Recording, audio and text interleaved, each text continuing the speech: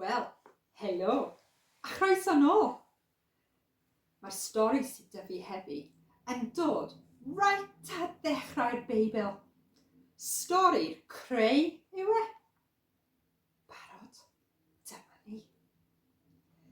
Yn y dechreuad roedd dim byd o gwbl. Dim byd ond Duw. Dyma Duw yn dweud, dwi eisiau golau, a dyma golau yn dod. Welodd Duw bod y golau yn dda, a dyma Duw yn gwahanu'r golau a'r tywyllwch. Rhoddodd Duw yr enw dydd i'r golau, a'r enw nos i'r tywyllwch. Daeth nos a dydd, y diwrnod cyntaf. Ar yr ail diwrnod, creuodd Duw yr awyr a'r moroedd. Dwedodd Duw, dwi eisiau i'r moroedd casglu at ei gilydd. Wrth i'r moroedd casglu, dyma ddaear yn dod i golwg. Rhoddodd Duw yr enw tir ar y ddaear yma, cyn gwneud i coed a phlanhigion tyfu ar y tir. Edrychodd Duw ar y tir, a'r coed, a'r phlanhigion, a welodd eu bod nhw'n dda. Daeth nos a dydd, y trydydd diwrnod. Dwedodd Duw, dwi eisiau goleuadau yn yr awyr i ddangos dydd a nos. A dyma Duw yn creu'r haul i oleo'r dydd a'r lleuad a'r sêr i oleo'r nos. Welodd Duw eu bod nhw'n dda, a daeth nos a dydd, y pedwerydd diwrnod. Edrychodd Duw ar y moroedd ac ar yr awyr, a llenwodd y moroedd gyda phob math o bysgod a creaduriaid y môr.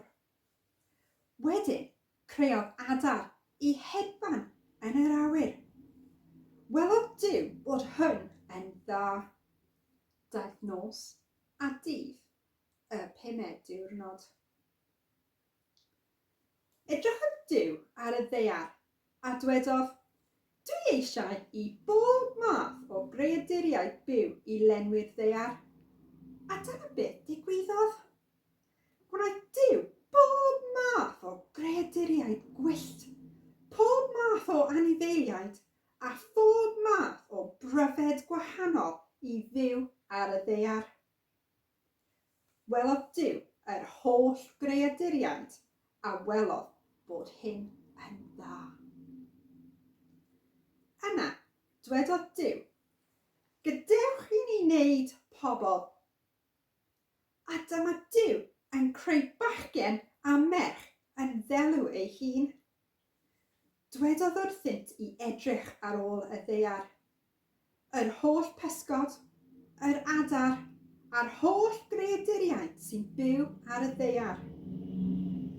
Edrychodd Duw ar ei holl waith, a welodd bod yr holl beth yn dda iawn. Daeth nos a dydd, y chweched diwrnod. Dyma Duw wedi gorffen ei waith.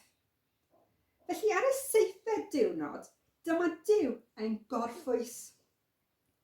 Rhoddodd Duw bendith ar y seithfed diwrnod a'i wneud yn diwrnod sbesial, gan fod dyna'r diwrnod roedd wedi gorffwys ar ôl creu'r byd. Waw, dyna stori o'r Beibl. Pa anifail yw eich hoff anifail? Byddai'n hoffi clywed.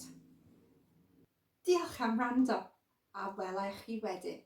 Hwyl!